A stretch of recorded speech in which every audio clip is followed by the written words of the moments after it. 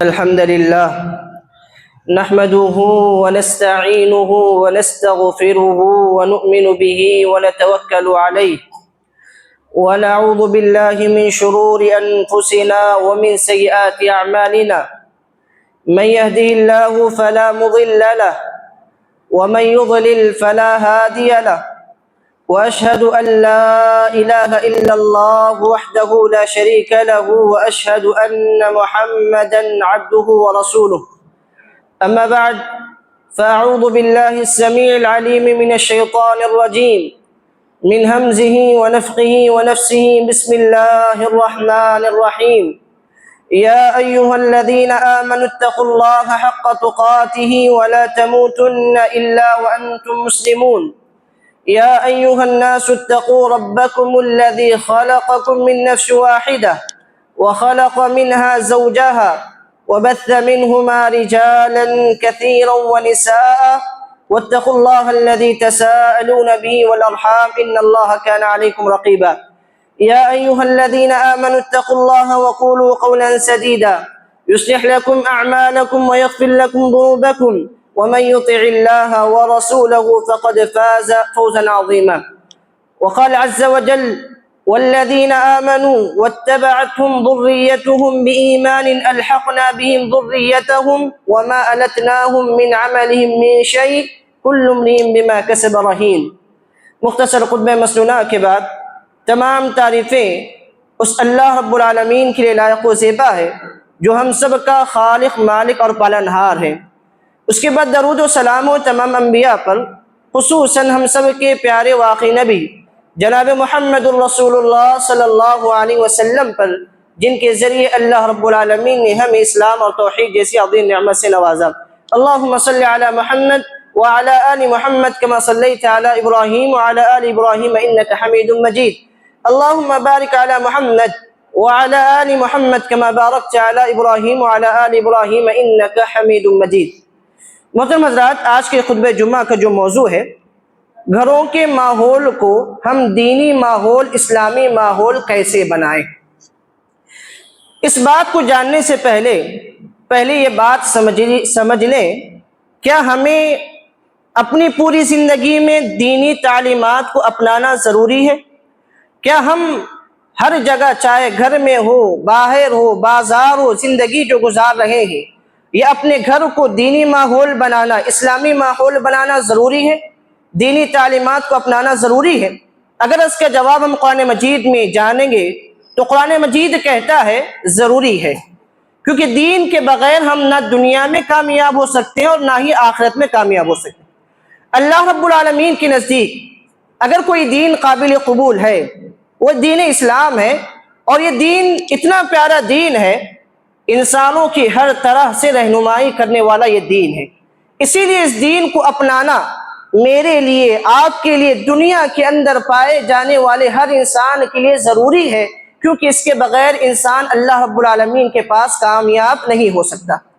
اللہ رب العالمین نے اس دنیا میں جس مقصد کے لیے بھیجا ہے وہ کیا ہے؟ اللہ کی عبادت کرنا، اچھے اعمال کرنا، اچھے اعمال کر کے اللہ رب العالمین کی جنت کو پانا۔ اگر انسان اچھے اعمال کرے لیکن دین کو نہیں اپنائے، اللہ رب العالمین کے پاس اس کے عمل کی کوئی قدر و قیمت نہیں ہوتی۔ اسی لیے اللہ رب العالمین نے قرآن مجید کے اندر فرمایا ان الدین عند اللہ الاسلام، بے شک اللہ رب العالمین کے نزدیک اگر کوئی قابل قبول دین ہے، یہ دین اسلام ہے۔ اگر کوئی آدمی دین کو چھوڑ کے کوئی اور دین لائے گا، اللہ رب العالمین اسے قبول نہیں کرے گا۔ اسی لیے ہمیں اپنی زندگی میں دین کو اپنانا ضروری ہے تاکہ ہم اللہ رب العالمین کے پاس کامیاب ہو سکیں۔ ہمارے یہاں پہ ایک نظریہ پایا جاتا ہے، کیا؟ اگر ہم اپنی پوری زندگی دین کو اپنائیں گے، دنیا کے بارے میں کون سوچے گا؟ دنیا بھی ترقی کر رہی ہے، اگر ہم صرف دین کے پیچھے بھاگیں گے تو دنیا کے بارے میں بھی سوچنا چاہیے۔ یہ سوچ غلط ہے۔ اگر ہم دین کو اپنائیں گے، اللہ رب العالمین کا وعدہ ہے قرآن مجید کے اندر کہ اللہ رب العالمین آخرت میں تو کامیاب کرے گا ہی کرے گا آپ کو، لیکن آخرت سے پہلے، سب سے پہلے آپ کی دنیا کو سنوارے گا، آپ کی دنیا کو بہتر بنائے گا۔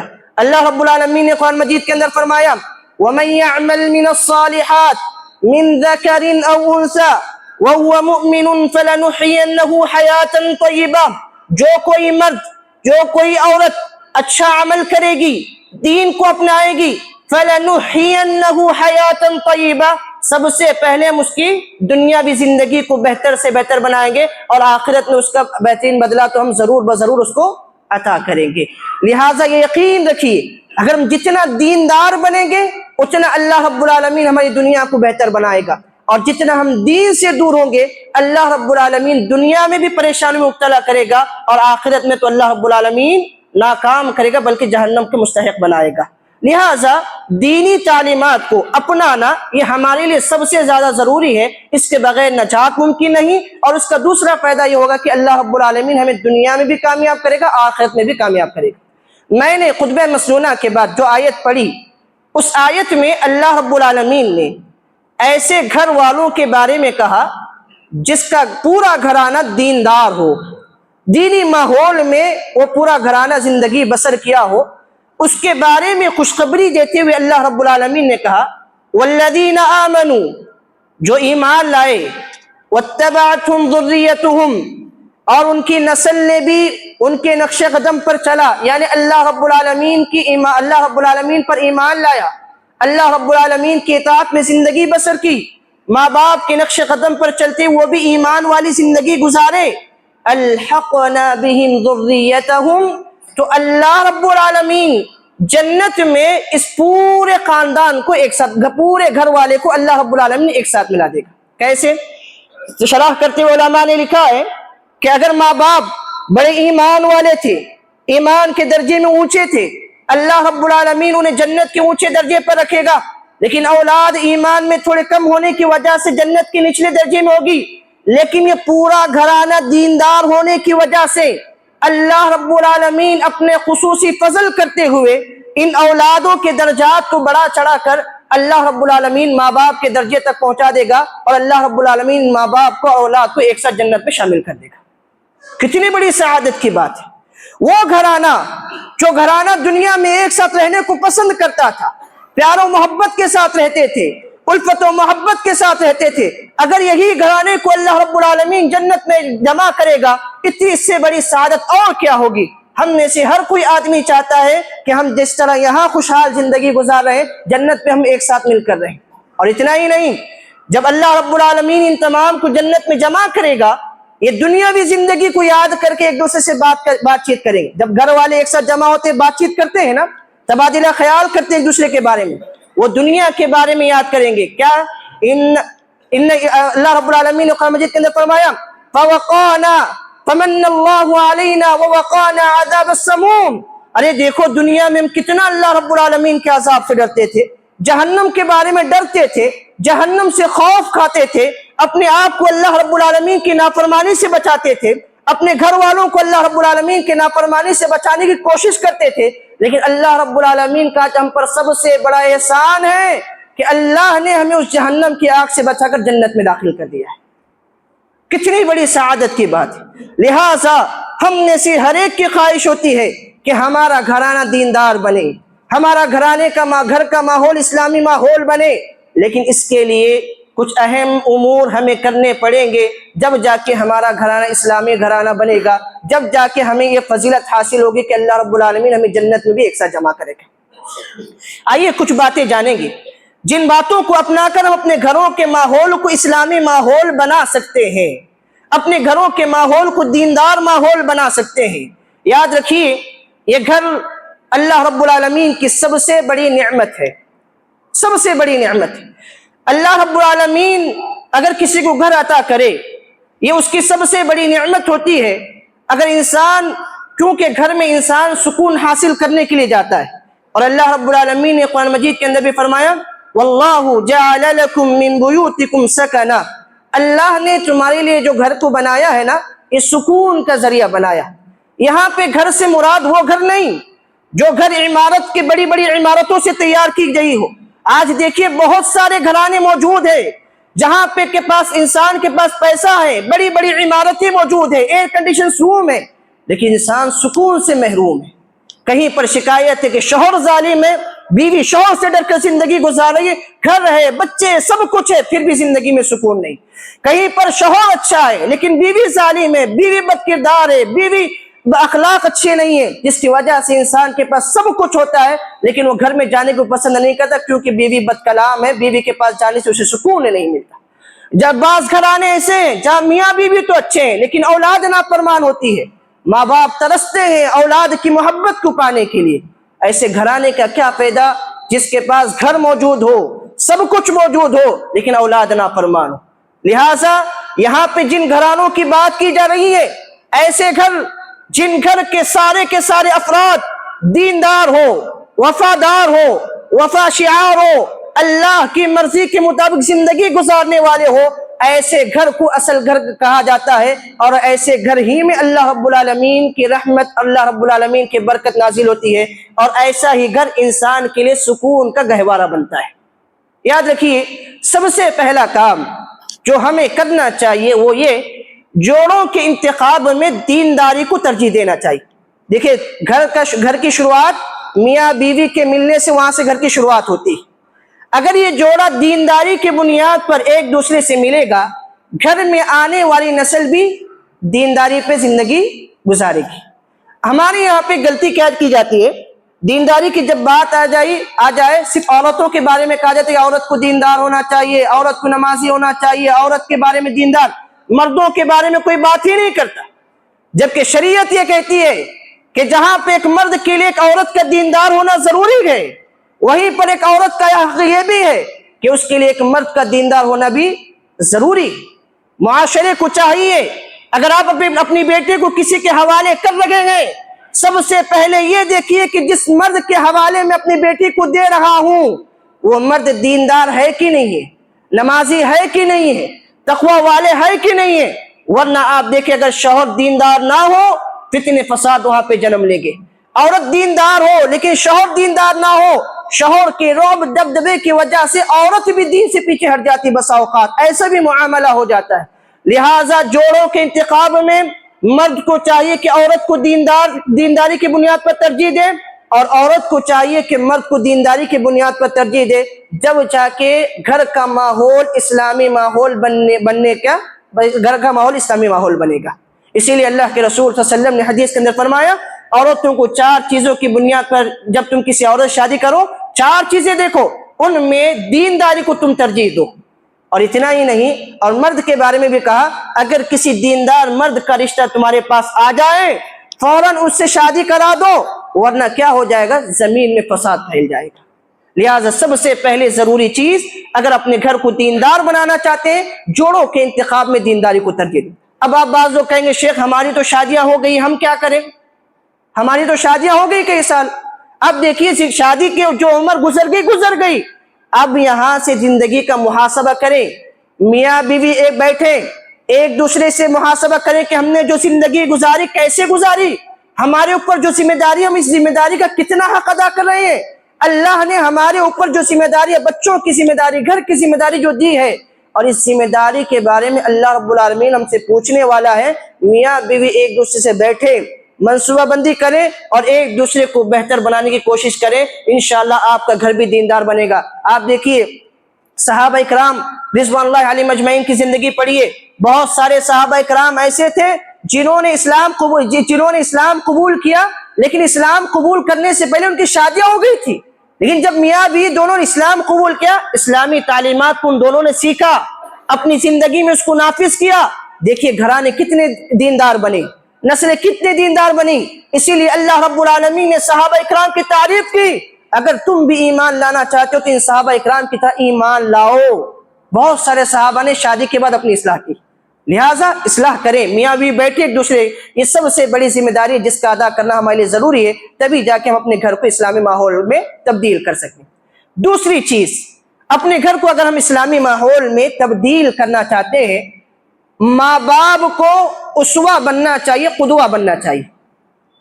جب تک ماں باپ رول ماڈل نہیں بنیں گے، گھر کا ماحول بھی دیندار نہیں بنے گا۔ باپ کہہ رہا ہے، باپ نماز نہیں پڑھ رہا ہے، دن بھر رات بھر سو رہا ہے، بچے کو فجر میں کہے بیٹا بستر پہ لیٹا ہوا ہے، بیٹا جاؤ فجر کی نماز میں، نہیں جائے گا بچہ۔ باپ جھوٹ کہہ رہا ہے، موبائل فون میں بات کر رہا ہے، جھوٹ کہہ رہا ہے، بچے کو کہے گا بیٹا تم جھوٹ مت بولو، نہیں ہوگا۔ یہ بچے سب سے زیادہ جس چیز سے متاثر ہوتے ہیں وہ ماں باپ کو دیکھ کے متاثر ہوتے ہیں۔ جب تک ماں باپ اپنی حالت کو نہیں بدلیں گے بچوں کے ماحول کو بھی ہم نہیں بدل سکیں گے۔ گھر کا ماحول اگر بدلنا چاہتے ہو ماں باپ کو سب سے پہلے نیک بننا پڑے گا، اپنے آپ میں تبدیلی لانا پڑے گا، کیونکہ بچے سب سے زیادہ ماں باپ سے متاثر ہوتے ہیں، لہٰذا آپ جیسا کرو گے بچے ویسا کریں گے، آپ جیسا بنو گے بچے ویسا بنیں گے۔ اور اتنا ہی نہیں ہے، اگر آپ دیندار بنیں گے نا اس کا فائدہ کیا ہوگا؟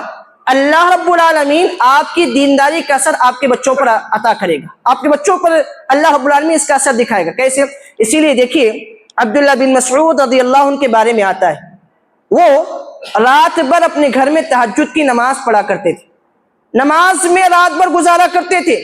ان کی کچھ دیر دوری پر ان کا چھوٹا بچہ سویا ہوا ہوتا تھا، جب نماز سے فارغ ہو جاتے کہتے من اجلک یا بنیا، اے بیٹے، بچے بیٹے سے بات چیت کرتے، بیٹا تو سویا ہوا ہے لیکن اس کی طرف دیکھ کر مخاطب ہو کر کہتے اے بیٹے، یہ جو میں رات بھر نماز پڑھ رہا ہوں اس کے پیچھے جو میرے مقاصد ہے ان میں ایک مقصد یہ بھی ہے کہ اللہ رب العالمین ان نمازوں کا اثر اللہ رب العالمین تیری زندگی میں داخل کرے۔ اور دلیل دے کر کیا کہتے معلوم ہے؟ وَكَانَ أَبُوهُمَا صَالِحًا، اللہ رب العالمین نے دو وقت کے عظیم پیغمبروں کو بھیج کر اللہ رب العالمین نے دو یتیم بچوں کی دیوار کی حفاظت کی۔ وجہ کیا بتائی؟ وَكَانَ أَبُوهُمَا صَالِحًا، ان کے باپ نیک تھا، اللہ رب العالمین نے اس نیکی کی وجہ سے ان دو یتیم بچوں کی مال کی حفاظت کی۔ اگر میں نیک بنوں گا اللہ رب العالمین میرے بچوں کی حفاظت کرے گا۔ لہٰذا اپنے گھر کے ماحول کو اسلامی ماحول میں تبدیل کرنا چاہتے ہیں تو لہٰذا ایک کام کریں، اپنے آپ کو اسوہ بنائیں، رول ماڈل بنائیں، اپنے آپ کو دیندار بنانے کی کوشش کریں۔ تیسرا کام جو سب سے ضروری کام ہے وہ یہ، اپنے گھروں میں اپنے گھر کو عبادتوں کے ماحول اپنے گھروں میں پیدا کیجیے۔ خصوصاً عبادتوں میں سب سے بڑی عبادت کون سی ہے؟ نماز۔ اپنے گھروں میں نماز کا ماحول بنائیے۔ شریعت کہتی ہے نماز کا گھر کے ماحول پر بڑا اثر پڑتا ہے، اسی لیے آپ دیکھیے اللہ رب العالمین نے اللہ کے رسول صلی اللہ علیہ وسلم کو خاص طور پر حکم دیا۔ کیا حکم دیا؟ وَأْمُرْ أَهْلَكَ بِالصَّلَاةِ، اے نبی صلی اللہ علیہ وسلم آپ اپنے گھر والوں کو نماز کا حکم دیجئے۔ وَاصْطَبِرْ عَلَيْهَا، آپ خود بھی نمازوں کی پابندی کیجئے۔ لا نسألک رزقا، ہم آپ سے رزق کا مطالبہ نہیں کرتے، ہم آپ کو رزق دیں گے، ہم آپ کو دنیا میں کامیاب کریں گے۔ آپ نماز پڑھیں، اپنے گھر والوں کو نماز کا حکم دیں۔ یہ ہر ایک گھر کے ذمہ دار ہر گھر کے سرپرست کی ذمہ داری ہے کہ وہ خود نمازی بنے اور اپنے گھر والوں کو نمازی بنائے۔ اس کا اثر بہت زیادہ اپنے بچوں کو پڑے گا اور گھر کے ماحول پر بھی بڑا اثر پڑے گا۔ اسی لیے آپ دیکھیے اللہ کے رسول صلی اللہ علیہ وسلم نے کتنی بڑی اہم تعلیم دی کہ مردوں کے لیے ضروری ہے کہ وہ فرض نمازوں کو مسجد میں ادا کرے، عورتوں کے لیے افضل یہ ہے کہ وہ فرض نمازوں کو گھر میں ادا کرے، اور مردوں کے لیے افضل یہ ہے کہ فرض نماز کے علاوہ سنت نمازوں کو گھر میں ادا کرے، گھر میں ادا کرے۔ کیا ہوگا؟ گھر میں اگر میاں بیوی نماز پڑھیں گے، بچے دیکھیں گے، بچوں کے دل میں نماز کی اہمیت پیدا ہوگی۔ بچے دیکھیں گے باپ نماز پڑھ رہا ہے، ماں نماز پڑھی، چلو میں بھی نماز پڑھتا ہوں۔ عورتوں کو چاہیے، مائیں بہنوں کو چاہیے جب نماز کا وقت ہو جائے خود نماز جب پڑھے، اپنے بچوں کو حکم دینے کے بجائے بیٹی نماز پڑھو، ساتھ میں لے کر پڑھو، ساتھ میں لے کر پڑھو، اثر ہوگا۔ باپ کہہ رہا ہے میں نمازی ہوں لیکن بیٹا نماز نہیں پڑھ رہا ہے تو اللہ رب العالمین کے پاس سب سے بڑے مجرم ہوں گے۔ یاد رکھیے آپ لوگ، سب سے بڑے مجرم ہوں گے۔ اسی لیے آپ دیکھیں انسان کی سعادت مندی، اللہ کے رسول صلی اللہ علیہ وسلم نے فرمایا کہ انسان کی سعادت مندی، خوش بختی چار چیزوں میں۔ اگر کسی انسان کو چار چیزیں مل جائیں نا، ایسا انسان دنیا کا سب سے بڑا خوش نصیب انسان۔ اللہ رب العالمین اور شریعت نے جو تعلیم دی ہے صرف آخرت نہیں، دنیا اور آخرت دونوں کو بہتر بنانے کی تعلیم دی ہے۔ اور یہاں پہ جو حدیث میں چار چیزیں بیان کی گئی ہیں ان تمام کا تعلق دنیا سے ہے۔ اللہ کے رسول صلی اللہ علیہ وسلم نے حدیث کے اندر فرمایا اربع من السعادہ، چار چیزیں سعادت مندی کی علامت ہیں۔ اگر کسی کو چار چیزیں مل جائے ایسا انسان سب سے بڑا خوش نصیب انسان۔ پہلی چیز المرأة الصالحہ، اگر کسی انسان کو نیک بیوی مل جائے ایسا انسان سب سے بڑا خوش نصیب انسان، سب سے بڑا خوش نصیب انسان ہے۔ تفصیل میں نہیں جاؤں گا، اپنی اپنی زندگی میں جائزہ لیں۔ جس کی بیوی نیک ہو اس کی زندگی دیکھ کس قدر سکون سے گزر رہی ہے، جس کی بیوی نیک نہ ہو، دیندار نہ ہو، بد اخلاق ہو، بد زبان ہو، آپ دیکھیں اس کی زندگی میں کتنے مسائل جنم لیتے ہیں۔ تو نیک بیوی اللہ رب العالمین کی سب سے بڑی نعمت۔ اور دوسرا المسکن الواسعہ، کشادہ گھر، اللہ نے کسی کو کشادہ گھر دیا ہے، یہ اللہ رب العالمین کی سب سے بڑی نعمت ہے، سب سے بڑی نعمت۔ ایسا آدمی خوش نصیب انسان۔ تیسرا والجار الصالح، نیک صالح پڑوسی اللہ نے کسی کو دی ہے، ایسا انسان بھی سب سے بڑا خوش نصیب انسان ہے۔ اسی لیے اس حدیث کی شرح میں علماء نے لکھا ہے اگر کوئی آدمی کہیں گھر بنانا چاہتا ہے اسے چند چیزوں کا خیال رکھنا چاہیے۔ پہلے وہ دیکھے جہاں پہ وہ گھر تعمیر کر رہا ہے وہاں کے آزو بازو پڑوسی کے لوگ کیسے ہیں، پڑوسی کے لوگ کیسے ہیں۔ اور دوسرا چیز، جس محلے میں وہ گھر کو تعمیر کر رہا ہے وہاں کے محلے کو بھی دیکھے، ورنہ انسان بڑا عالیشان گھر بنائے، گھر کا ماحول بھی دیندار ہو لیکن محلے کے لوگ خراب ہو، ماحول کا اثر اسے خراب کر دیتا ہے۔ لہٰذا ان چیزوں کا اثر پڑتا ہے۔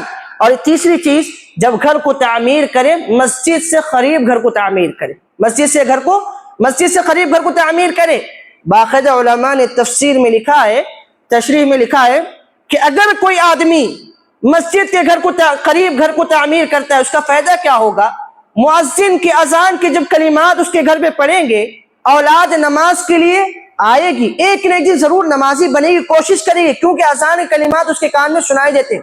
اگر مسجد سے دور گھر بنائے گا انسان تو گزر جائے گا، اگر آنے والی نسل بے نمازی ہو، گھر دور رہنے کے سبب مسجد کو نہ آئے جس کی وجہ سے وہ بے نمازی ہو جائے، ایسے وقت میں سب سے بڑا مجرم اگر کوئی ہوگا تو اس کے ماں باپ ہوں گے، اس کے ماں باپ ہوں گے۔ لہٰذا اپنے گھروں میں عبادتوں کا ماحول بنانے کی کوشش کیجیے، نمازوں کی پابندی کیجیے، کچھ اچھے اچھے اعمال کرائیے، اور خصوصاً اپنے گھروں میں تلاوت قرآن اور اذکار کا ماحول پیدا کیجیے۔ آپ دیکھیے صحابہ اکرام رضوان اللہ علیہم اجمعین کے گھرانے کیسے تھے، کیسا ماحول تھا۔ اللہ کے رسول صلی اللہ علیہ وسلم جب صحابہ اکرام رضوان اللہ علیہم اجمعین کے گھروں سے گزرتے تو تعریفیں کرتے تھے۔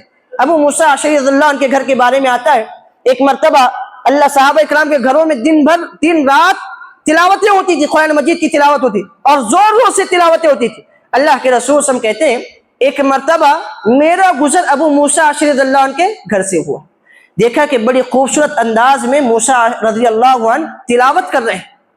موسیٰ اشعری رضی اللہ عنہ کہتے ہیں کہ اللہ کے رسول صلی اللہ علیہ وسلم نے مجھ سے کہا کہ میں رات بھر اے موسیٰ تمہاری آواز کو سنتا رہا، تلاوت کو سنتا رہا، مجھے بڑی خوشی محسوس ہو رہی تھی آپ کی آواز سن کے۔ صبح جب آئے تعریف بھی کی، کتنی اچھی بات ہے، اور پڑھتے تو مجھے اور خوشی ہوتی۔ موسیٰ رضی اللہ نے کہا اللہ کے رسول صلی اللہ علیہ وسلم اگر مجھے معلوم ہوتا کہ اگر آپ باہر سے میری آواز سن رہے ہیں میں اور اچھی آواز میں پڑھنے کی کوشش کرتا۔ لیکن غور کرنے والی بات کیا ہے کہ گھرانہ ہے لیکن گھر میں کیا ہو رہا ہے، قرآن مجید کی تلاوت ہو رہی ہے، اس کا اثر پورے گھر پر پڑتا ہے۔ اور اتنا ہی نہیں، ابو بکر رضی اللہ عنہ کے بارے میں بھی آتا ہے رات بھر گھروں میں زور زور سے تلاوتیں کرتے تھے، اللہ کے رسول صلی اللہ علیہ وسلم نے ان کی بھی تعریف فرمائی۔ آج ہمارے گھروں کا ماحول کیا ہے؟ بہت کم گھرانوں میں آپ دیکھیے بعض گھرانے ایسے گھروں میں فلمیں لگتی ہیں، سیریلیں لگتی ہیں، گانے بجائے جاتے ہیں، زور زور سے بجائے جاتے ہیں، خود بھی گناہ کر رہے ہیں، پڑوسی کو بھی گناہ میں مبتلا کر رہے ہیں۔ آپ یاد رکھیے جس گھر میں شریعت کے خلاف کام ہوتا ہو، جس گھر میں اللہ رب العالمین کے ناراض کرنے والے امور پائے جاتے ہوں، جس گھر میں اللہ رب العالمین کی ناراضگی مول لینے والے کام ہوتے ہو، وہاں پر اللہ رب العالمین کی رحمت کے فرشتے داخل نہیں ہوتے۔ اور جس گھر میں اللہ رب العالمین کے رحمت کے فرشتے داخل نہ ہو اس گھر میں کبھی سکون داخل نہیں ہوگا، اس گھر میں ہمیشہ بے چینی بے سکونی آئے گی۔ اور آج شکایت ہے نا بعض گھروں کے کہ آج ہمارے گھر میں بے برکتی ہے، بچے کو نظر لگ جاتی ہے، بار بار جادو کا اثر ہوتا ہے، جنات کا اثر ہوتا ہے، یہ اثر ہوتا ہے۔ ارے اللہ کے بندو، اگر تم صبح شام کے اذکار کی پوری یقین کے ساتھ پابندی کرو، سورہ بقرہ کی تلاوت اپنے گھر میں پورے یقین کے ساتھ کرو، اللہ کے رسول صلی اللہ علیہ وسلم نے قرآن حدیث کے اندر کہا اللہ کے رسول نے فرمایا کہ تم اپنے گھروں کو قبرستان نہ بناؤ۔ جس گھر میں سورہ بقرہ پڑھی جاتی ہے شیطان کبھی اس گھر میں داخل نہیں ہوتا۔ آپ اپنے گھروں میں قرآن مجید کی تلاوت نہیں کریں گے تو شیاطین بھی داخل ہوں گے، جنات کا اثر بھی ہوگا، جادو کا بھی اثر ہوگا، نظر بد بھی لگے گا۔ جب تک آپ اپنے گھروں کے ماحول کو نہیں بدلو گے، گھر کا ماحول بھی دیندار نہیں بنے گا، بہت سارے مسائل مشکلات آپ کے گھر میں آئیں گے، آپ کو اس کا سامنا کرنا پڑے گا۔ لہٰذا اپنی اصلاح کریں، اپنے گھر والوں کو کہیے قرآن مجید پڑھیے، آپ خود پڑھیے۔ خواتین سے میں کہوں گا ان کے پاس وقت ہوتا ہے سورہ بقرہ کی تلاوت کریں، تاکہ اللہ رب العالمین آپ کے گھروں کو شیاطین کے شر سے، جنات کے شر سے محفوظ رکھے۔ لہٰذا اس کی پابندی کرنی چاہیے۔ اور ایک کام، وقت ہو گیا ہے لیکن اور بہت سارے کام ہیں، لیکن میں بعض غلطیوں کی نشاندہی کروں گا جو ہمارے گھر کے ماحول کو بنانے میں رکاوٹ بنتی ہے، گھروں کے ماحول کو بنانے میں رکاوٹ بنتی ہے، اس کی اصلاح کرنا بہت ضروری۔ پہلی گھر میں بے پردگی کا عام ہو جانا، گھروں کے ماحول میں بے پردگی کا، دیکھیے کہ بہت سارے گھر میں ایسا ہوتا ہے، لڑکیاں بے پردگی اسکارف وغیرہ بغیر اسکارف کے رہتی ہیں، بال کھلا رکھتی ہیں، نہ جینس پینٹ وغیرہ پہنتی ہیں۔ یہ دیکھیے شریعت اس بات کی اجازت نہیں دیتی۔ شریعت کہتی ہے کہ گھر میں بھی رہو، سب کے سامنے رہو، کیونکہ بسا اوقات گھر میں کیا ہوتا ہے، ماں باپ بھائی بہن کے علاوہ کوئی اجنبی مرد بھی آتا ہے، کوئی دوسری چیزیں بھی آتی ہیں۔ لہٰذا آج کل عورتوں کے پاس دیکھا گھر میں مرد نہیں ہوتے ہیں، کوئی ترکارے والی جا رہا ہے، عورت بغیر پردے کے صرف اوڑھنی ڈالی آ کے ایسی ترکاری لیتی۔ ارے اللہ کے بندو، ترکاری والا آپ کا لیے اجنبی ہے، اس کے سامنے پردہ کرنا آپ کے لیے ضروری ہے۔ اگر آپ باہر آ بھی رہے پردے کے ساتھ آنا چاہیے، اس کی اصلاح کرے۔ اگر آپ اس کی اصلاح نہیں کریں گے، گھر کا ماحول کو بگڑنے میں کوئی آپ کو روک نہیں سکتا۔ بہت ساری فتنے ہوئے، بہت سارے گھر برباد ہوئے بے پردگی کی وجہ سے گھر میں۔ اور کوئی آدمی گھر میں بے پردگی دیکھتا ہے، اگر نہیں روکتا نا، ایسا آدمی کو اللہ کے رسول نے کہا دیوس ہے، ایسا آدمی دیوس ہے۔ اور دیوس کے بارے میں کیا ہے معلوم ہے؟ اللہ رب العالمین اس پر جنت کو حرام قرار دیتا ہے۔ جو آدمی منکرات کو دیکھتا ہے اپنے گھروں والوں کے اوپر، برائی کو دیکھتا ہے اور برائی کو نہیں روکتا، ایسا آدمی دیوس ہے۔ لہٰذا اپنے گھر والوں کی اصلاح کریں۔ اگر کوئی اجنبی مرد آ بھی گئے، اگر گھر میں مرد موجود نہ ہو، عورتوں سے کہیں اونچی آواز سے بات کریں اور پردے میں رہ کر بات کریں۔ یہ پہلی اصلاح کریں۔ دوسری ہماری سب سے بڑی غلطی کیا ہے؟ آج ہم اپنے بچوں کو موبائل فون دے دیتے ہیں لیکن محاسبہ نہیں کرتے، محاسبہ نہیں کرتے۔ کیا ہوتا ہے معلوم ہے؟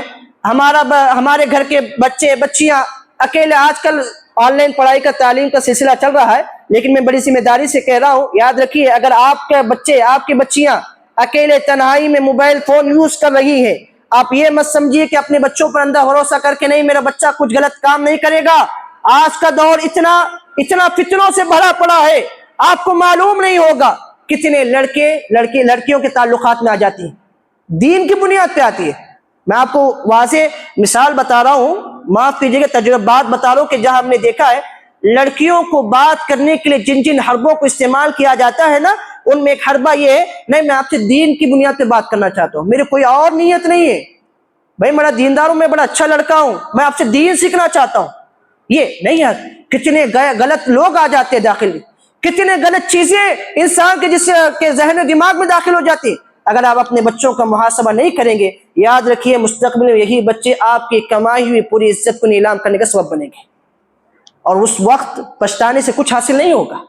لہٰذا اپنے بچوں کو موبائل فون دیجئے، خبر بھی رکھیے، جاسوسی مت کریے، جاسوسی کریں گے تو بچے آپ کے خلاف باغی ہو جائیں گے۔ خبر رکھنے کا مطلب کہ تربیت کریں، کوئی غلط کرے، غلط چیز دیکھ رہے ہیں، بیٹا یہ غلط کام ہے مت کرو، یہ اچھی بات نہیں ہے، موبائل فون کا صحیح استعمال کرو، اللہ سے ڈرو، نرم مزاجی کو اپنائیے۔ آج ہمارے یہاں پر اللہ معاف کرے گھروں کا ماحول اتنا بدل گیا ہے کہ بچہ تھوڑی غلطی کرے، باپ دن بھر محنت کر کے آتا ہے، سارا غصہ گھر والوں پہ نکالتا ہے۔ بچہ غلط کر رہا ہے، ارے کیوں کر رہے ہو کیا کرے؟ ارے بچہ محبت کا محتاج ہوتا ہے، نرم مزاجی کو اپناؤ۔ اگر آپ غلط انداز اپنائیں گے نا، بچہ آپ کی بات نہیں مانے گا، بچپن تک بات مانے گا، بڑا ہونے کے بعد آپ کے خلاف آ جائے گا۔ لہٰذا بچوں سے نرمی کو پیش آؤ۔ اسی لیے اللہ کے رسول نے فرمایا اذا اراد اللہ بعبد الخیر، اللہ رب العالمین جب کسی گھر والوں کے ساتھ خیر کا معاملہ کرنا چاہتا ہے نا، گھر والوں کو اللہ رب العالمین نرم مزاجی پیدا کر دیتا ہے، میاں بیوی ایک دوسرے کے نرم بن جاتے ہیں، بچے نرم مزاج بن جاتے ہیں۔ لہٰذا ماں باپ کو چاہیے بچوں کی اصلاح بھی کر رہے ہیں تو نرم مزاجی کے ساتھ کریں، تاکہ آپ کے گھر کا ماحول دیندار بنے۔ اور ایک بات بڑی ذمہ داری سے کہتا ہوں، آج ہمارے گھروں کو بگاڑنے میں نا سب سے بڑا کردار میاں بیوی کا آپس میں جھگڑنا، میاں بیوی کا آپس میں جھگڑنا۔ ارے بچوں کے سامنے آپ جھگڑو گے، بچوں پہ کیا اثر پڑے گا؟ بچہ یہ سوچے گا ارے میرا باپ میرے امی کو گالی دے رہا ہے، میرے امی میرے باپ کے خلاف باتیں کر رہی ہے، بچے پہ اس کا بڑا گہرا اثر پڑتا ہے۔ बच्चों को दीनदार बनने में बड़ी रुकावट बनती है ये चीजें। मियाँ बीवी में जितने भी इख्तिलाफात हो, आप पर्सनल अपने रूम में जाके इस्लाह करें, लेकिन बच्चों के सामने हरगिज लड़ाई झगड़ा ना करें, इसकी भी इस्लाह करें, वरना घर के माहौल को बिगड़ने में कोई आपको रोक नहीं सकता। बच्चे बड़े जज्बाती होते हैं, उन पर बड़ा गहरा असर पड़ता है। मियाँ बीवी झगड़ेंगे, बच्चे माँ बाप की कदर नहीं करेंगे। बाप बीवी को गाली देगा बच्चों के सामने, बाप माँ की अहमियत कम हो जाएगी। बच्चा अरे मेरा बाप भी गाली दे रहा, एक दिन क्या आएगा बेटा भी माँ को गाली देगा, उस वक्त आप रोक भी नहीं सकोगे। अरे अब्बू तुम ही देगे, मैं देने में क्या है, क्या करोगे उस वक्त। वो दिन आने से पहले मियाँ बीवी को चाहिए कि एक दूसरे के लिए नरम मिजाज बने, मुशफिक बने, मेहरबान बने। बीवी को चाहिए कि शौहर की इज्जत करे, शौहर को चाहिए कि बीवी की इज्जत करे, एहतराम करे, क्योंकि वो अल्लाह की अमानत, इसकी कदर करनी चाहिए। वरना याद रखिए घर के माहौल को दीनदार बनाने में रुकावट बनेंगे। इसी तरह और एक इस्लाह जो हमें करनी चाहिए वो ये कि फैमिली के सरपरस्त होने के नाते जो भी बाप है, चाहे वो भाई हो, बाप हो या घर का बड़ा सरबरा हो, हमारे यहाँ पे एक बड़ी गलती ये पाई जाती है कि सारी की सारी जिम्मेदारी औरतों पे थोपा जाता है।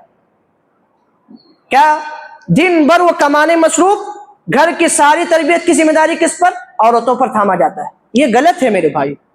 घर की जिम्मेदार जहां औरत है वहां पर मर्द की भी ये जिम्मेदारी है कि अपने बच्चों के लिए वक्त निकाले, क्योंकि अल्लाह के रसूल सल्लल्लाहु अलैहि वसल्लम ने हदीस के अंदर फरमाया कुल्लुकुम राइन व कुल्लुकुम मसऊलुन अन रइयतिही, हर आदमी को उसकी जिम्मेदारी के बारे में सवाल किया जाएगा। वर्रजुलु राइन, आदमी अपने घर वालों का जिम्मेदार है। आप दुनिया कमाने के लिए जितना भी वक्त निकालो, लेकिन अपने बच्चों की तरबियत के लिए 1 घंटा आधा घंटा निकालना ये आपकी जिम्मेदारी है, आप पर फर्ज है। इस जिम्मेदारी को अपनी बीवी पर नहीं डाल सकते। बीवी अपने हिसाब से करेगी खिदमत, बीवी अपने हिसाब से बच्चों की तरबियत करेगी।